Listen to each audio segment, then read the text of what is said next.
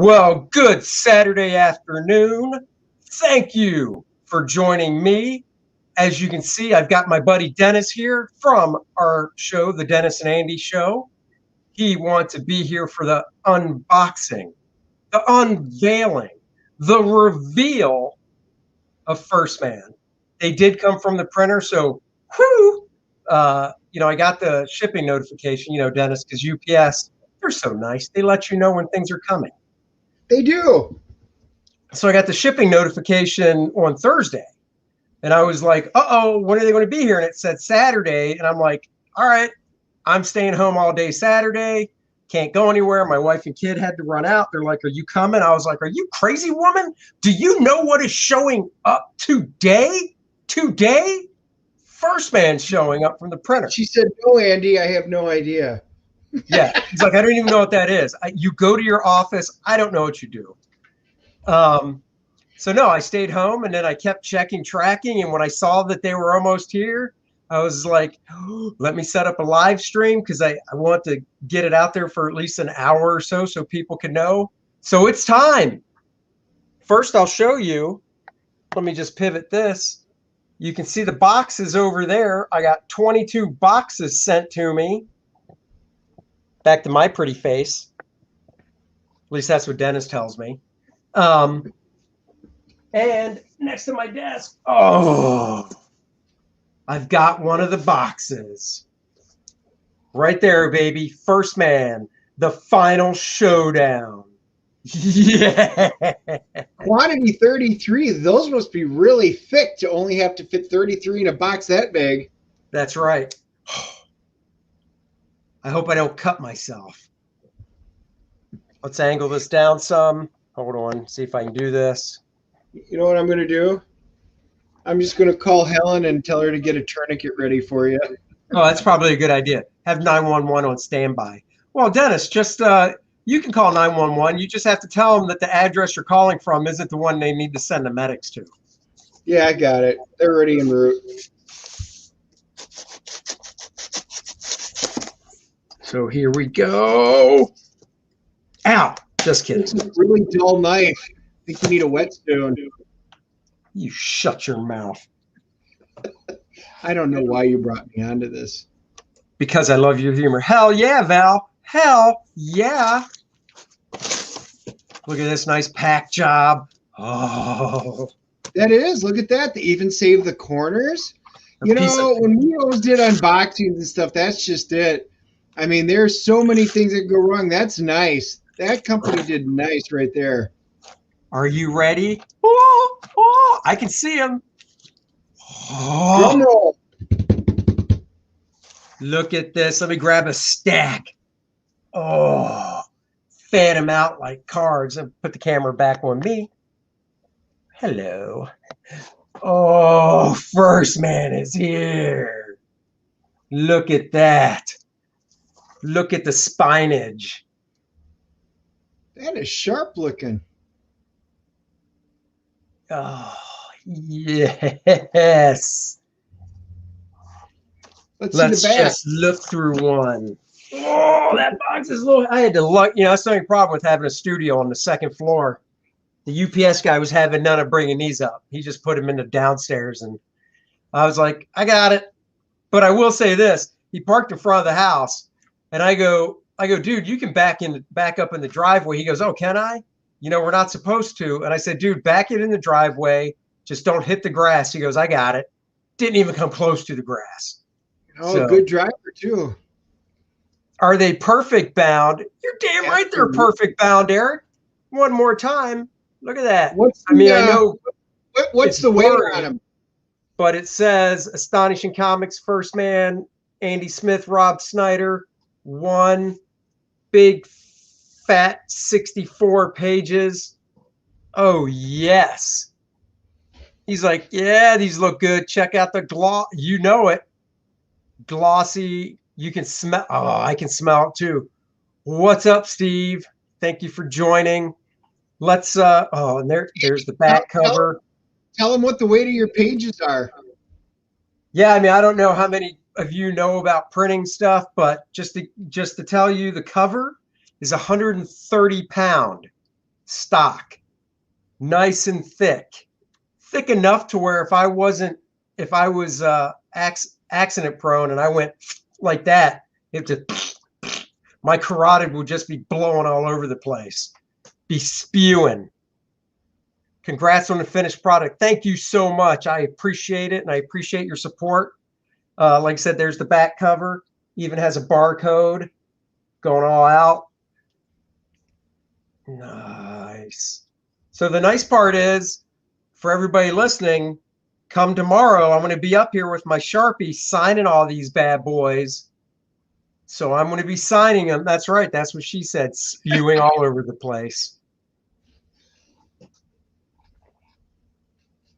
Eric, you missed my program book video. I did a video on the program books last week when they came in. Hold on a second, Mr. McIntyre. Do you mean subscribe so you see this when they come out? Oh, look at that. You can go back and see the video I did. I did a short video as well, flipping through the program book. So there she blows. Oh, yeah. Coming together. The program book is stapled. That's why it looks like that. Yeah, the program book's really heavy, too. It's extra heavy stock, which was nice. Look at that. Great stuff. The fake hostess ad. Oh, yeah, baby. Mango surprise. Little origin page. And for those that didn't realize it, I had to add a bio page. So instead of 4 bio pages, instead of 4, there's 5 bio pages. Well, thank you so much. Really appreciate that. I added a bio page for the original Apollo because I realized I had a bio page for Luke Henry, 1stMan, Penumbra, and Monarch. And then my writer's like, hey, wait a second, though. We need a bio page for the original Apollo. And I was like, oh, yeah, that is true. Oh, yeah, this guy, you know it. Yeah. Pure schlock, of course. It's pure fun. Looks great. Can't wait. Like I said, these are going to be going out in the mail next week. Next week, I got to start fulfillment. I've got a few hundred copies, around 300 copies to fulfill. If you didn't get on this campaign, you still can. There's a link in the bio, so you can click on it and still get it, and you know it'll show up pretty soon. So you just have to bear with me because I am a one-man operation. You know, Dennis is probably going to come over and help me out with bagging and boarding some books. But when it comes to doing all the labeling and stuff, that's on me. My wife has her thing. My daughter's got school. So yeah, I'm just getting ready for my carpal tunnel syndrome. That's right. Apollo is one of the coolest looking characters in CG. His metallic looking skin reminds me. Oh, I thank you. Oh man. So, yeah. So that's it, baby. Look at that. Well, see, and here's the thing. Couple insights. So when Apollo, the original, it is a costume that can come on and off, just like Penumbras can come on and off. But 1stMan, well, I don't even have to show you because there he is. 1stMan, when Luke Henry changes into 1stMan, oops, that does not come on and off. That is it. He changes into that guy. So there you go. Credits on the cover. Look at that gloss. It's like a mirror. If it reflects off my head, I could blind somebody. It is. Now, did you see all the muscles on him? You know, Andy used me as one of the models for working, right? I did. But wait, I've got another box I'm going to open up. Don't really need to do that one on camera. You know, these boxes are kind of heavy. So I'm just going to do it down here. Give me a second. And you're going another box. Well, because, hold on. All right. Uh-oh. What you got? I got the Bart Sears variant cover, baby. Bart Sears. Look at that one. It's an add-on. Well, it's a level all by itself in the campaign, but if you wanted Mine and this, you can do it as an add-on, so the shipping isn't that much more compared to ordering both separately. And of course, a lot of people, and you can still do it, did the 3-book deal. Bart's cover, program book. Oops, everything's backwards. My book, Bart's, and the program book. 3-book deal. Eric says, gorgeous book. Since it's perfect bound, I might just put it on my bookshelf. That's where it should go. It's supposed to be for your bookshelf. That's right. That's why I've got the text on the spine, so you can throw it on your bookshelf. And you can be like, I need to read 1stMan again. But I mean, let's be real. Everybody that gets this book is not going to be putting it on their bookshelf. They're putting it on their nightstand because they want it right there.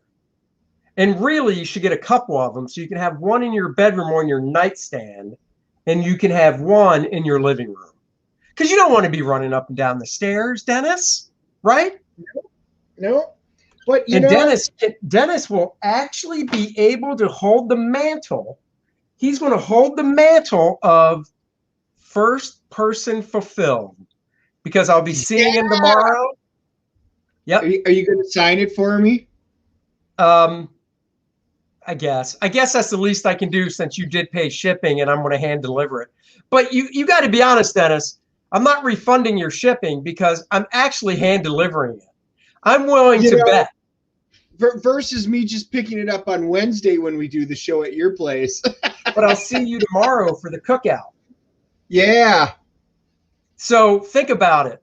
When I come to your place, I'm literally hand delivering it. I'm willing to bet that everybody that bought this book would have paid double if they knew I was going to hand deliver it. Double shipping. You think they would? Say yes or no if you would pay double to have Andy deliver it to your house. Feel free. Hello, chat. Looks great. Thank you so much, Pop Culture Avenger. Hey, Pop. Yeah, I mean, I'm like a kid in a candy store. North Free says, love Bart Sears cross-gen work. Yep. I was glad to, I've known Bart for 30 years. Glad to, we're great friends, work together a lot. Eric, is the Bart Perfect Bound too? Of course it is. It's the same book. See, Perfect Bound. It's the same book, just with Bart's variant cover. So yeah, Bart's cover is perfect bound. Look at this. Answers your question. I'd pay double the plane ticket would cost Andy a fortune. Wait, I'd pay double. Yeah, he'd pay double because he knows the plane ticket will cost me a fortune. So if he was like, I'll give you $20 for shipping instead of 10 because you're going to hand deliver it, I'm the one eating the cost, Dennis. You don't live. Dennis makes it sound. Those are details. Dennis makes it sound like he lives like walking distance from me. He's not. He's across town. Yeah, I'm all the way across town. So with the drive over, that's the delivery fee he's paying. So it's well worth it. And yes, Dennis. Here's the question that I have, Andy. I will sign it for you. Yes. All right. But here's the question I have. Is it going to finish off the story? And for those of you who don't know what I'm talking about, wait, Andy. Wait. What's this? That's the original 1stMan, baby, from 24 years ago. 1stMan. Well, let me see. If we open it up. No, don't show any of that. No, hold on. Hold on. Let me see. To be continued. Whoa, this ends on a cliffhanger. This finishes it. Answered. This finishes it, baby.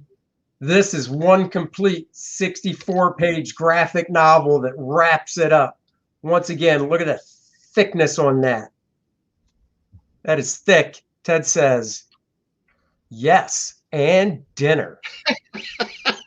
Right. If I fly to your place to deliver this book, I would expect you to buy me dinner. So, boom. It's astonishing. 1stMan is astonishing. Now, here's some behind the scenes stuff. So you're going, the spine says 1, the cover says 1.2. Well, because this is volume 1 in the square bound edition, I will be working on a volume 2, but I named it 1.2 on the cover because it finishes the story started 24 years ago. And I never knew, so I put the month of May on it. And you might be thinking, why May? Because you said on the campaign it would be delivered in April. So shouldn't it say April?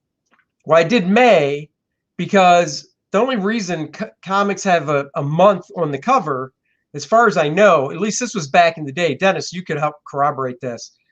Back in the day, the reason for the date, the month, was when it was supposed to be pulled off the stand, wasn't it?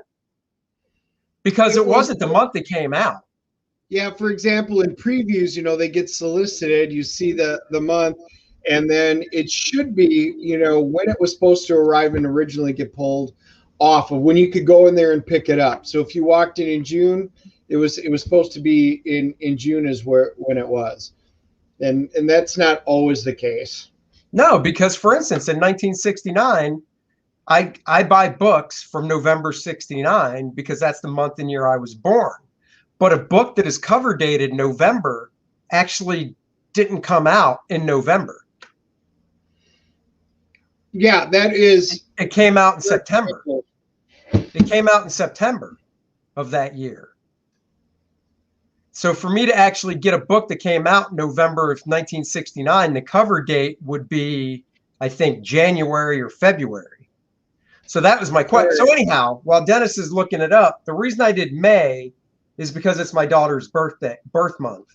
And then underneath, I always saw on comics from the 80s, all these numbers. I never knew what the numbers meant. I didn't know if it was a date. I had no idea what it meant. So I put my daughter's birthday down in the long string of numbers underneath May as a little tip of the hat to my daughter. A way to say, thank you for inspiring me, young lady, that you turned out to be. So there it is. 1stMan. Here's some more art from inside. Oh, yes. Bursting out of the water. He needs to go kick some A. And I don't mean Andy. I mean ass. He needs to go kick some ass. Why is he bursting out of the water? Because he fell into the water. Eric says, this is a big moment. First time you fulfill says a lot to the CG crowd. Your product's quality and artwork is above standard. I'm confident saying your next book is going to, hopefully, does it finish here? Just says going to, maybe even double. Man, I hope so. Well, I'd like to, the next campaign, in all honesty, I've got the 5 pages for the next campaign. Like this one, I'm doing a cover. I'm going to do 5 interior pages, not in order, because I want to do 5 cool pages to show off. And then I've got to create the campaign page and launch it. And that won't be for a few months. So I'll have this bad boy in demand until the next campaign launches. And when the next campaign launches, I'll pull this down and put it as an add-on for the next campaign. So if you didn't get it, you still can. But I'd still like people to go buy this in demand right now. Link in the description below. Down. So I got the answer to your question, by the way. Yeah, what's the answer? So I had to look because I knew it had changed. The comic books, the general practice of the comic books in the 1930s, starting in the 30s, it was to date individual issues by putting a name in the month, but that month was generally 2 months after the release date. So if it was May of 69, it was. Now, as of 1973, that time went to 3 months. Okay, so in November. Differential. But then in 1989, most of the companies went back and changed the discrepancy back to 2 months. Now it's independent. They can do whatever they want with it. So that makes sense. In 69, for me to actually buy a book that came out in November 1969, I would be buying a book The book I would be buying in November 1969 wouldn't say November, it would say January. It'd say January of And 70, yeah. the book that I have that I collect that's cover dated November 69 all actually came out in September. And since I have most of those, what my new collection, what I should start hunting for now are books that are cover dated January 1970, because those are the ones that actually came out in November 1969. Booyah. North Free says, are you already working on your next book? Yeah, I've already started talking to my buddy Rob Snyder, and you're going, Rob, who? Rob Snyder, it's hard to see his name, but it's actually on the, he gets story and script credit right there. Rob is a buddy of mine that I've known for 30 plus years. Basically on this 1stMan book, he did 90%, 95% actually of the dialogue that you'll be reading. After I drew the book, we talked it over, and I kind of gave him notes on where I wanted certain dialogue things to be, and then he wrote it. And on the second volume of this, we are Snyder, not the actor Rob Snyder. How cool would that be? No, not the actor, and his name's spelled Snyder. My buddy. Yeah, see, I could do it all night long. So Rob and I already started working on story beats for the second one, volume 2. And like I said, we already figured out what 5 pages I'm going to draw for the campaign. And after I draw those 5, we'll have to think about a cover. So I'd like to show the cover for the campaign as well. Let's just do this, so it's always here. I'd like to show the cover as well. So that's what I got to do in between other stuff. And, you know, it's going to, these next few weeks are going to be just fulfilling. I'll be in fulfillment mode. I'm going to try and draw every day for a couple hours in the morning, but I want to do fulfillment mode. We don't need the Rob Snyder cut. There is no Rob Snyder cut. This is. It is so heavy, I can fan myself with it. So like I was saying, for people that joined, 130-pound cover stock, 110-pound interior paper stock. And you're like, well, I don't know what that means. Well, a DC Marvel comic is basically around 70-pound stock throughout, because they do, as far as I know, and I don't have one sitting near me, but as far as I know, their cover stock and their interior stock, I think, is the same paper. So what was your program guide? We talked about it during the opening, but not everybody was on it. What was your program guide weights? The program book is, I think this is going to be CG's first superhero book fulfilled. It might be. I hope so. I mean, I don't know. I mean, I look at Cyberfrog as a superhero book, but maybe you're not thinking it is because it's not a person.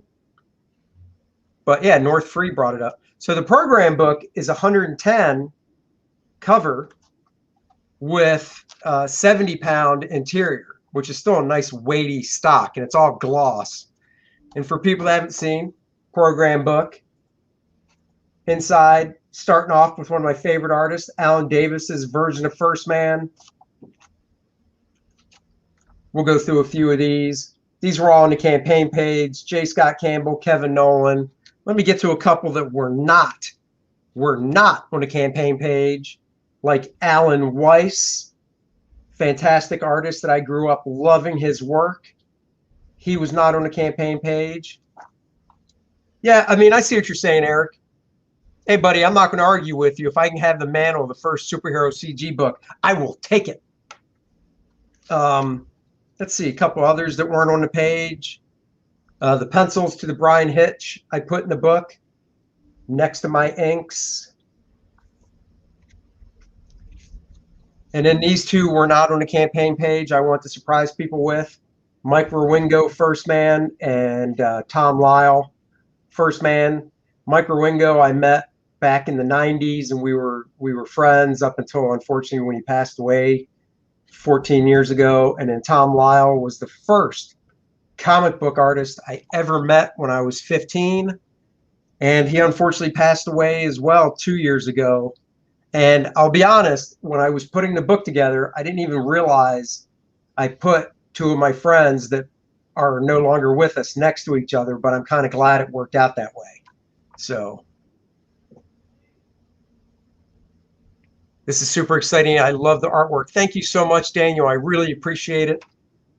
I tell you, when I'm working here in my office by myself, here's another one I put in. Eric Larson, 1stMan, Mark Beecham. You know, when an artist is working by themselves in their office all day and all they have to keep them company are their thoughts or the radio, you know, I don't know about other people, but I know for myself, I'm really hard on myself when I make a mistake or I see all the flaws in my work. And I just beat myself up really hard. So, you know, hearing stuff like this from you guys really does mean a lot to me. Mr. Cosmic himself, Jim Starlin, did a 1stMan that has my inks over it. His pencils were so light that I tried scanning them and they just wouldn't scan. No matter what I tried, the pencils were not scanned. So I decided to print my inks over them. Arts Here's variant cover pencils, the program book, and for old school poster puller outers, you can yank out the poster from the inside because I didn't do this book perfect bound on purpose so you could pull the poster out if you were so inclined. Hey, Dennis, so I show them the goodies that come with it? Yeah, and that poster now I think I can fit that poster right here. I got right next to Captain America, I think. That's right. So all the goodies that come with it, I'm getting, bear with me.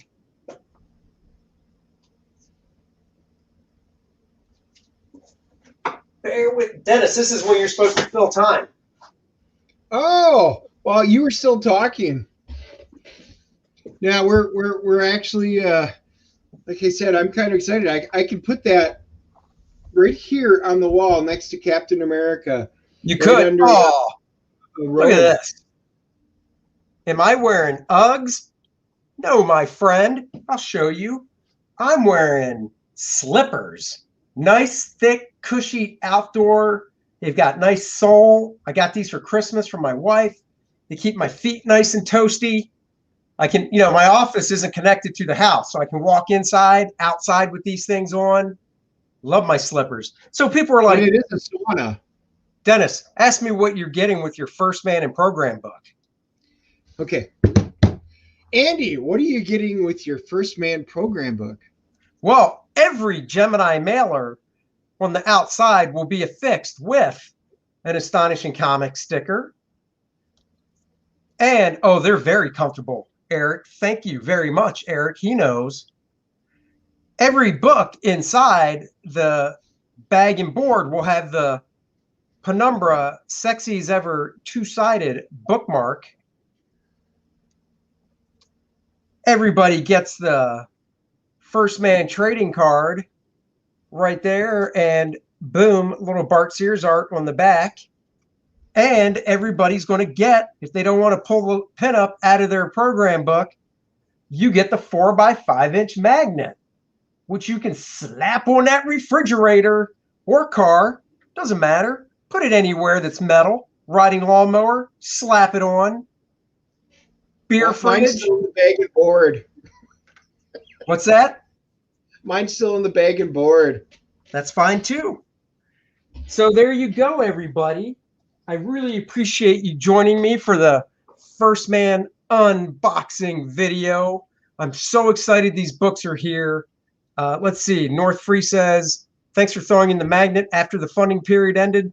You know, we were so close that there was no way I wasn't going to do. I want to do the magnet. Obviously, I'm a dork. Obviously, as you guys know, when you print these things, you have to print over. You don't print right to the exact number. That would be silly. So, you know, I've got a few extra magnets lying around. I had to do it. You know, you guys supported the project, helped me bring it to life. It's because of fans like you that make this possible for us creators that are trying to go out on our own and do our own thing. And you know it. I want you guys to get this good stuff. I'm going to figure out cool stuff for the next one as well. And, you know, we'll just go from there. Awesome goodies. Why, thank you. I like the swag, baby. Swag. So once again, hey, you know what? Share this video. Share a link to it if you're on YouTube. Hit that share button. Spread it across the world. Tell people about the book. You guys will be getting them soon. And I really thank you guys and appreciate you supporting the project, because I really couldn't have done it without you. So thank you all. And Dennis, you supported it as well. So thank you very much. Have a beer ready for me tomorrow when I come over. I already got it. It's chilling. It's a Star Trek beer. Have a good beer waiting for me tomorrow when I come over. Okay. I have 2 Star Trek beers, different ones. Dennis, I'd like to get your take on one thing before I leave that somebody sent me that kind of confused me a bit. Hold on, let me pull it up here and I'll show you. Here it is. Come on. It does exist. Computer Star Trek beer. It does. Tell them where you can get it. I don't know anymore. What? I don't think you can. I got it this last year, and I've got 4 left. So we're doing it on our Friday show. We tend to do it. Andy and I are going to be tag teaming for a couple of Fridays here for our happy hour.